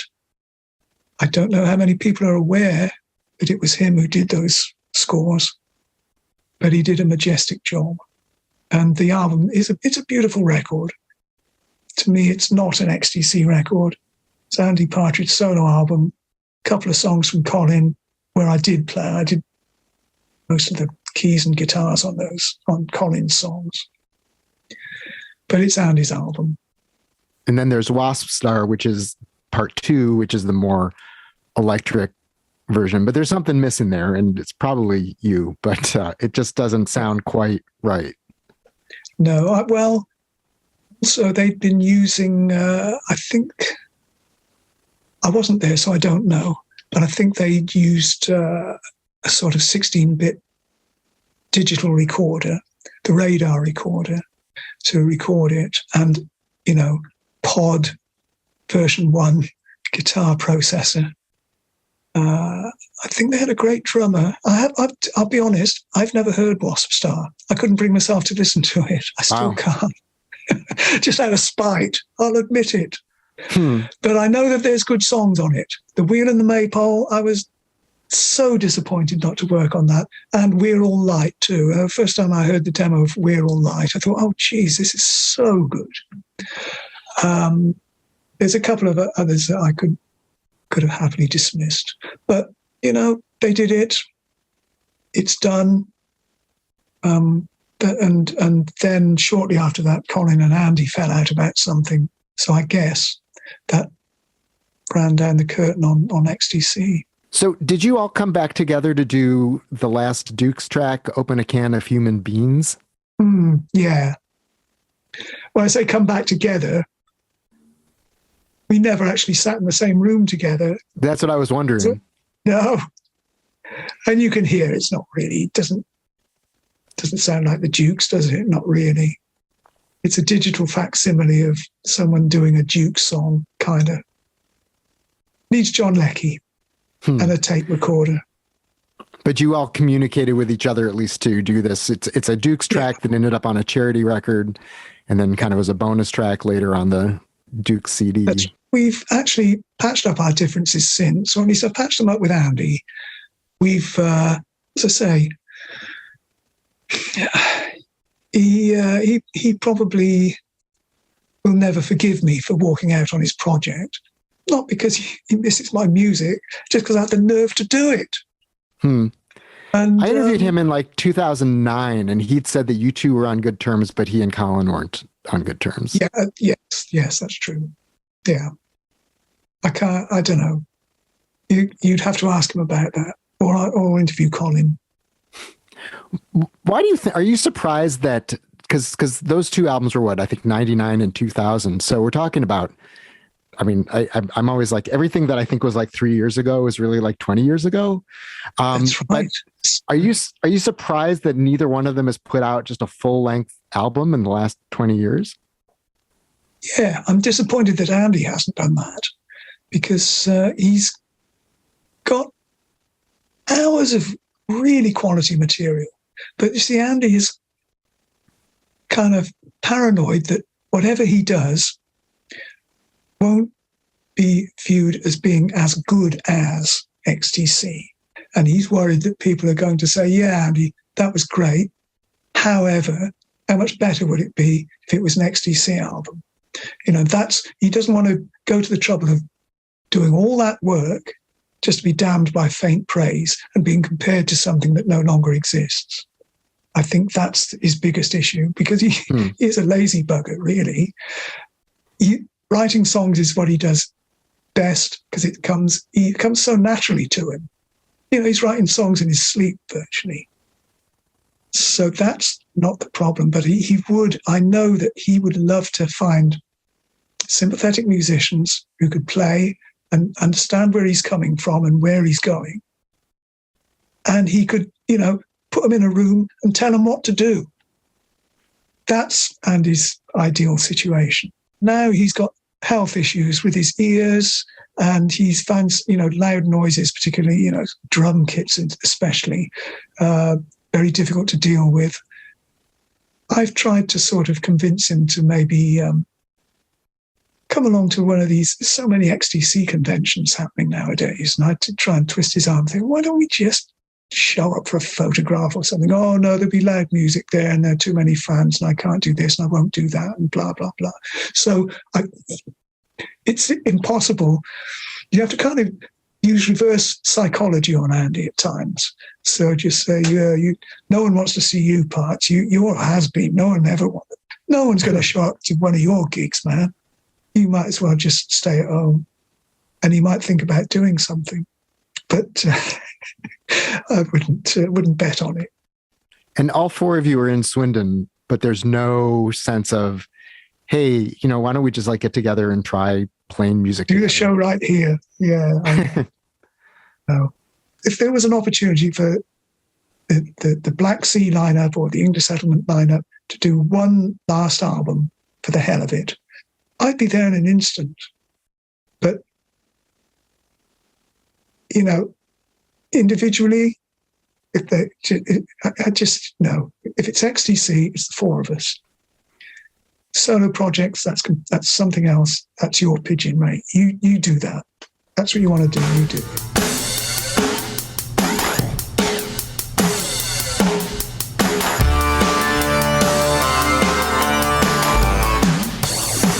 If you had to run out of your house in a hurry and you could grab only one record and one guitar, what would they be? Oh boy. The record would probably, depending on which shelf it was on, because my Steely Dan albums are on the lowest shelf and I probably wouldn't be able to get down there. I was going to say Countdown to Ecstasy. But it would probably be, oh dear, it might be Stevie Wonder's on the bottom shelf as well. Stevie Wonder. You could grab whichever shelf you want. I'm going to give you time to grab. Yeah, which one would it be? You see, as soon as we go off air, as it were, I'll remember my favourite album of all time. One album. Well, let me see, one guitar. I think at present it would probably still be my 1953 Gold Top Les Paul that I bought in San Francisco when we were working with Todd. And I brought it back from the store and plugged it in and did Dear God. That was the first thing I did with it. Time it still needed a lot of money spending on it just to get it in a playable condition. It was dreadful. But that guitar, there's a magic in the wood that I hear every time. It's like a sort of it's a rock sound, but at the same time you've got pickup at the bridge end. That's the perfect rock and roll pickup, and also for slide as well, because it sustains forever and it just pulls notes when you put metal on metal, it will pull that sound out. And then you've got the pickup at the neck, which is great for playing jazz. Were I even capable of playing jazz? Or the classic, fluty woman tone thing does that as well, and you can use it for, it's just really, really comfortable. The neck's the perfect size and shape. And it's old, but it still performs well. It would either be that one or the 55 Telly that I bought a few years ago, which has been refinished and refretted and God knows what else. Again, fantastic sounding guitar. They just have, the sounds in them that started me, tune my ears into electric guitar in the first place. Countdown to Ecstasy, that's definitely one of those albums that, I'll tell you the greatest album for me of all time, Axis Boulder's Love, Jimmy. That was the second album I owned. And I think I had a mono copy because it had the pink lyric sheet in the middle. All my records got lost and stolen, God knows what. Years, because I didn't used to look after my stuff as a kid. Terrible. I remember thinking I will never, ever be one of those boring people that collects records and spends all their money on hi-fi. That's not what this is all about. I just want to rock out with my guitar. Once I've heard a record, played it a few times, I never want to hear it again. This was my thinking as a teenager. Right. I never looked after my records, and they got lost and they got mashed up and God knows what. And Axis Boulder's Love is one of those records that got lost. But I've since found a very, very beaten up mono pressing of that album. As soon as I put it in the computer and got rid of most of the crackles and pops and burned it on a CDR. And it's just, I just think it's the most magical, perfect combination of pop and rock, psychedelia, and just genius musicianship. Because the stuff he's doing, I can't figure out where he's finding those notes on the guitar. Where did he pull those from? And the sound of the guitar, Eddie Kramer, gift from God to Jimi Hendrix. Also, Mitch Mitchell, really, really totally underrated drummer. One of my favorite drummers of all time. He was the perfect drummer for Jimi Hendrix, regardless of what, I don't know, Ginger Baker might say. Mitch and Jimmy together, that was a really hot ticket. So I'm going to say Axis Boulder's Love. Do you have a sense of how revered XTC is? Because I think that really you guys are one of the foundational bands, and I don't know if you hear other bands and think, oh, this sounds kind of like they've been listening to us, and if you have a sense of it, or whether you're just sort of like, yeah, it's something we did, and I'm not really as aware of how it lives on in the outside world. Actually, only comparatively recently have I been made aware, partly through the internet and social media. But in 2015, I was invited over to Los Angeles to take part in a charity event, the Wild Honey Foundation, which is a charity event for autism. And they were going to reproduce the White Album, the Beatles' White Album.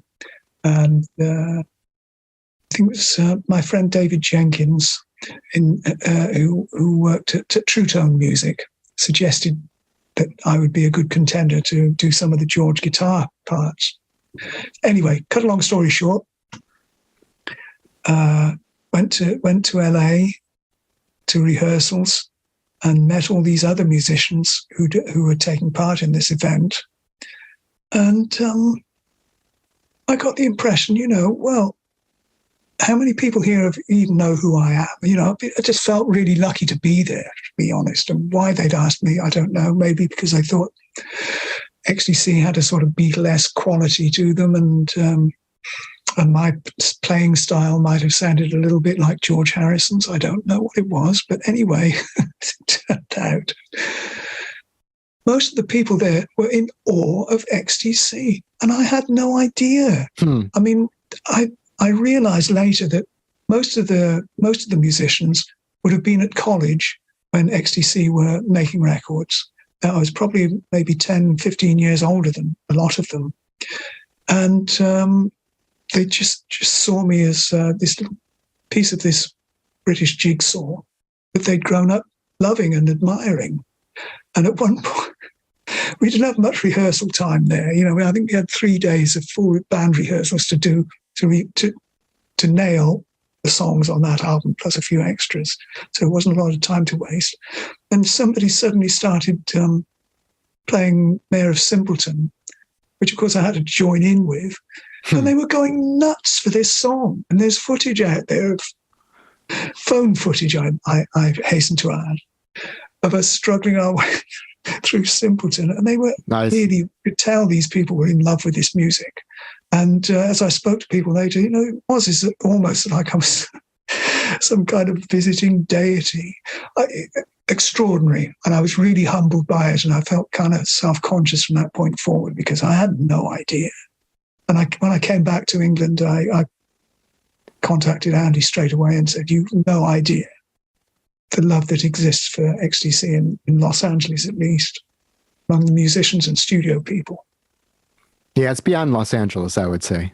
But it was very gratifying and humbling, and kind of made all the tough stuff worthwhile, because it wasn't always the happiest of bands, and we did, you know, we kind of, it's how not to forge a career, a group career.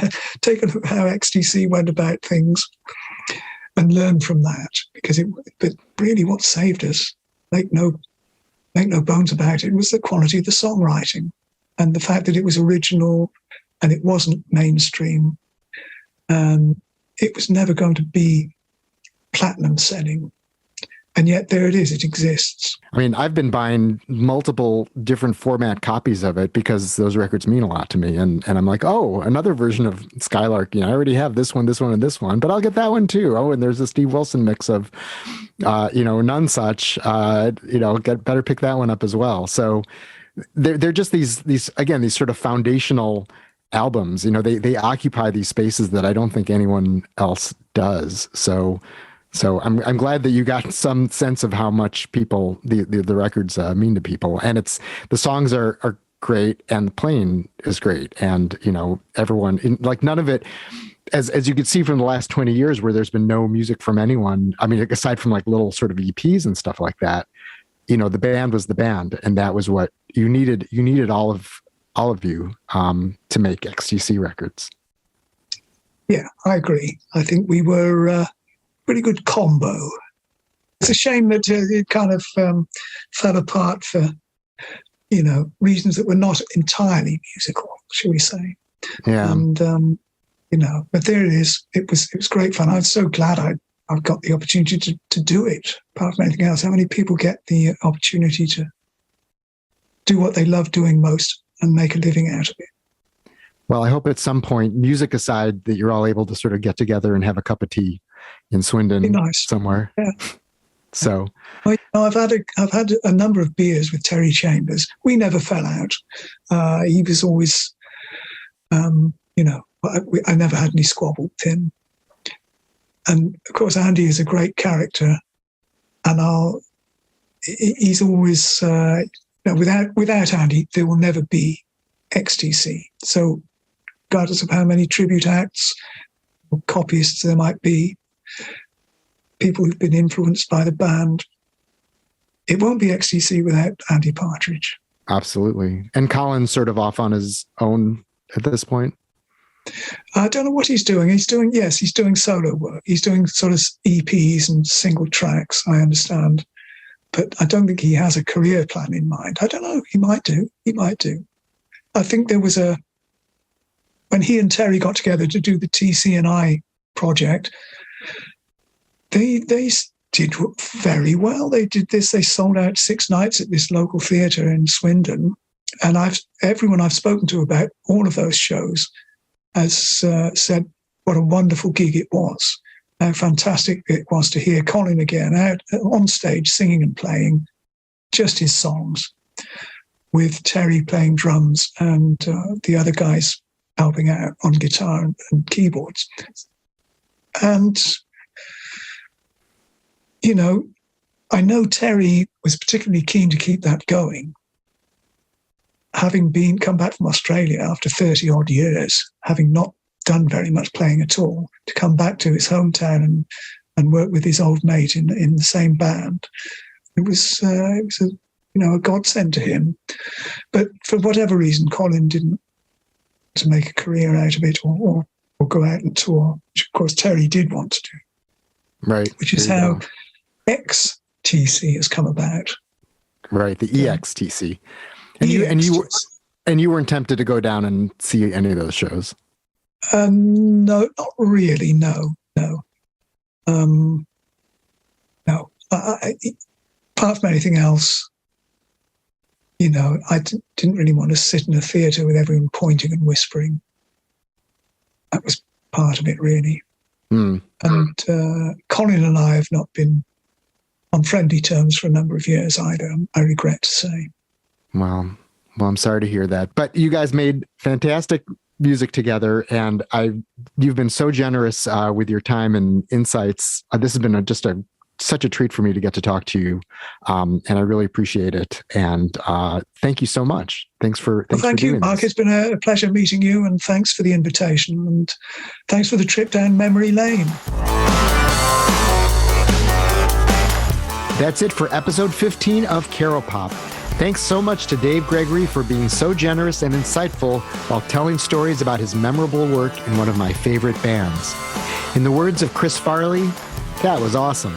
You could read more about Dave Gregory on his website, guitargonauts.info, and of course, you should seek out his work with XTC. Start with Drums and Wires, and be sure to hit Black Sea, English Settlement, and Skylarking, as well as Oranges and Lemons and Chunks of None Such. Oh, and the Dukes of Stratosphear too. Come back next week for a conversation with a producer who doesn't call himself a producer, but turned the knobs on some landmark albums. Thanks, as always, to web developer Marty Rosenbaum and to Lou Carlozo, who recorded the Caropop theme. Caropop is produced by Chris Swake, our own most valuable player. I'm Mark Caro. Please follow me on Twitter, @MarkCaro, @MarkCaro, and visit the Caropop website, caropop.com, for posts about music, movies, and food, and also this Caropop podcast. Thanks.